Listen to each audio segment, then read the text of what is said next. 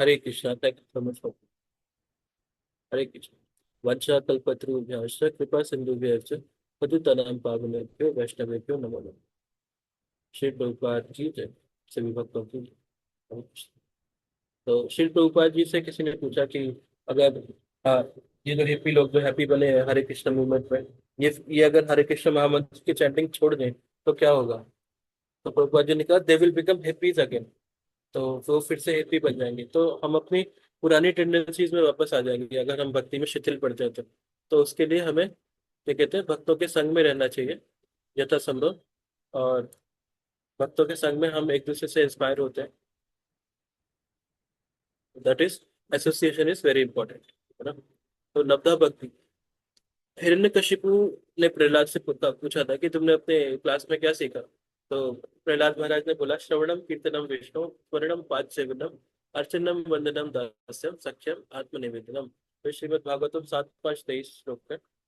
तो इसमें प्रभुपाद जी ने बताया मतलब तो प्रहलाद महाराज ने बताया हिरण्यकशिपु को कि जो अपनी लाइफ को डेडिकेट कर चुका है कृष्णा को इन 9 तरीकों से, इन नौ नौ मेथड से, या फिर किसी एक मेथड से भी, इनमें से एक मेथड को भी आप अंगीकार कर लेते हैं तो आपकी लाइफ बिल्कुल बदल जाएगी और बिल्कुल डिवोशन में आप आगे बढ़ जाएंगे, है ना। तो प्रहलाद महाराज कहते हैं one who has dedicated his life to service of Krishna through these 9 methods should be understood to be the most learned person, for he has acquired complete knowledge। तो मतलब कंप्लीट नॉलेज है उस आदमी के पास।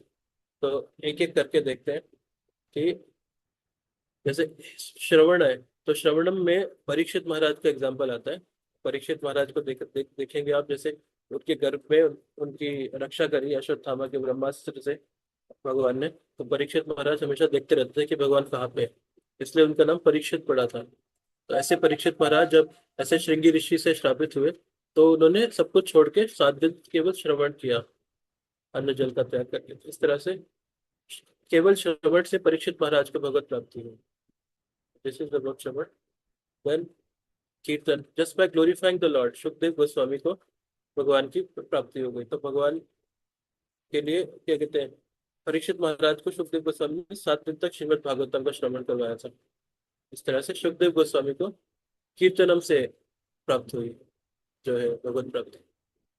देन प्रेइंग, तो खाली क्या कहते हैं, प्रे करने की वजह से तो अक्रूर महाराज ने कृष्ण और बलराम को लेने के लिए जब वो मथुरा जब वो वृंदावन गए थे तो उन्होंने प्रे की थी। तो दशम स्कंद में आता है 40वें चैप्टर में कि अक्रूर महाराज ने क्या क्या प्रे किया था। तो इस तरह से खाली प्रेयर से अक्रूर जी को भगवत प्राप्ति हुई और वो हाईएस्ट परफेक्शन को प्राप्त कर पाए। तो इस पे एक स्टोरी भी आती है कि अक्रूर जी जब कृष्ण बलराम को लेके जा रहे थे तो रास्ते में उन्हें स्नान करना करना हुआ जब यमुना में। तो जब वो उन्होंने जल के नीचे देखा तो वहां भी उनको कृष्ण बलराम नजर आए, और जब बाहर आए वहां भी उनको कृष्ण बलराम नजर आए। तो इस तरह से डिवाइन एक्सपीरियंसेस हुए थे अक्रूर जी के। हरे कृष्णा। देन रिमेम्बरिंग, तो स्मरण, जो प्रहलाद महाराज ने भगवान का स्मरण किया था तो उनको हमेशा वो स्मरण में लगे रहते थे, तो स्मरण की वजह से उनको हाईएस्ट परफेक्शन प्राप्त हुई, है ना। तो हिरण्यकशिपु के कांस्टेंट टॉर्चर्स के बाद भी प्रहलाद महाराज ने स्मरण बनाए रखा। हरे कृष्ण।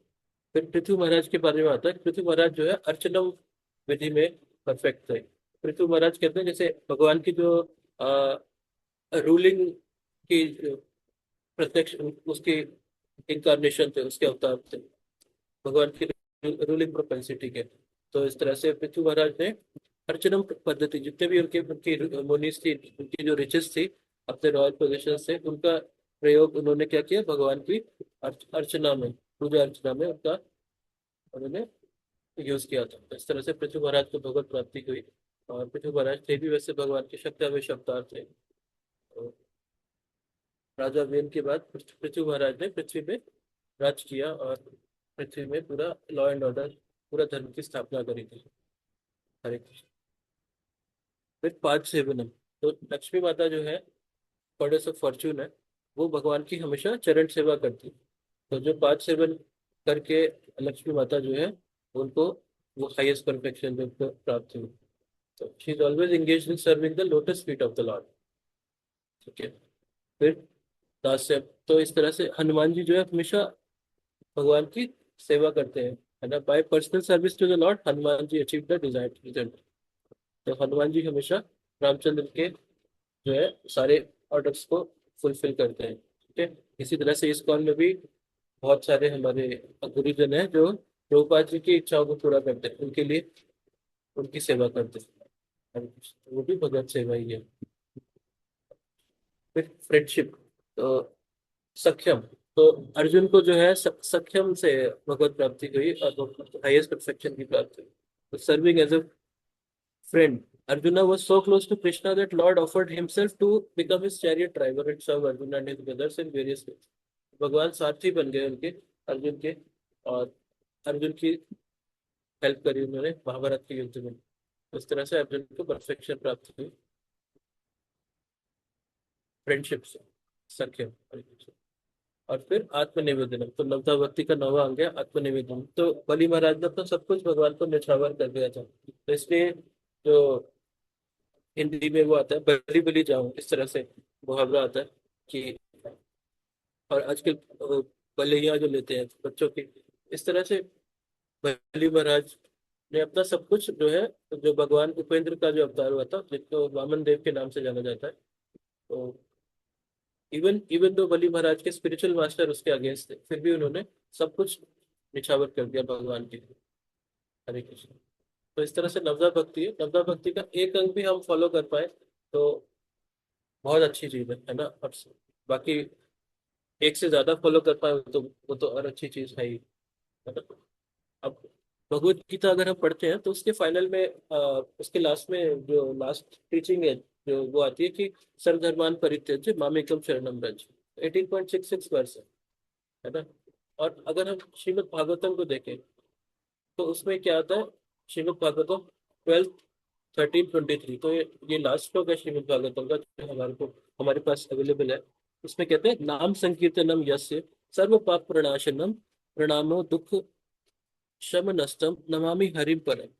तो इसमें कहते हैं मैं उन भगवान हरि को सादर नमस्कार करता हूँ जिनके पवित्र नामों का सामूहिक कीर्तन सारे पापों को नष्ट करता है, और जिनको नमस्कार करने से सारे भौतिक कष्टों से छुटकारा मिल जाता है। तो इस तरह से नवदा भक्ति है, भक्ति के कई अंग हैं, लेकिन जो है नाम संकीर्तन दास में कहा गया है यही रिकमेंडेड है इस एज के लिए, इसलिए हरे नाम एवं केवलम भी कहा जाता है ना। तो इस नाम जप से हमें क्या होता है, पापों के सारे समूह का नष्ट नाश हो जाता है, और सारे भौतिक कष्टों से भी छुटकारा मिल जाता है ना। आगे एक और भागवतम में श्लोक है, सांकेत्यम परिहास्यम वास्तवम हिलन में वज्वा वैकुंठ नाम ग्रहण ग्रहणम शेषा हरम विदुः। जो व्यक्ति भगवान नाम का कीर्तन करता है उसे तुरंत अनगिनत पापों के फलों से मुक्त कर दिया जाता है, भले ही उसने यह कीर्तन अप्रत्यक्ष रूप में कुछ अन्य संकेत के लिए, परिहास में, संगीत में, मनोरंजन के लिए अथवा उपेक्षा भाव से ही क्यों न किया हो। इसे शास्त्र में पारंगत सभी विद्वान पंडित स्वीकार करते हैं। तो इस तरह से भगवान नाम का जप हमें करना चाहिए। तो यहाँ पे तो लिखा है कि अगर हम प्रत्यक्ष अप्रत्यक्ष रूप में भी भगवान का नाम लेते हैं, जैसे परिहास में भी लोग कहते हैं ना कि अरे हरे कृष्णा से क्या होने वाला है, तो ये भी एक भगवान का जप ही है एक तरह से। और जैसे कि हम कहते हैं हमारा, तो हमारे में ब बीच में आता है लेकिन हरि का नाम है हमारी, तो इस तरह से हमारा, हरा, तो इस तरह से भगवान के नामों में ही आ जाएगा ये। तो इस तरह से ये अप्रत्यक्ष रूप से भगवान भगवान नाम का जप है। तो इस तरह से भगवान के नाम का हम कैसे भी जप करें हमें लाभ तो होता ही है ना। और अगर हम प्रत्यक्ष रूप से अगर जपा करते हैं, कॉन्ग्रीगेशन चैंटिंग करते हैं, इस तरह से जैसे हमारी जपा कॉल होती है, इस तरह से हम जपा करते हैं तो इसकी तो बहुत महिमा है। हरे कृष्ण। तो इसी तरह से जप करते रहिए। श्री प्रभुपाद की जय। वांछा कल्पतरुभ्यश्च कृपा सिंधुभ्यश्च पतितानां पावनेभ्यो वैष्णवेभ्यो नमो नमः। हरे कृष्ण।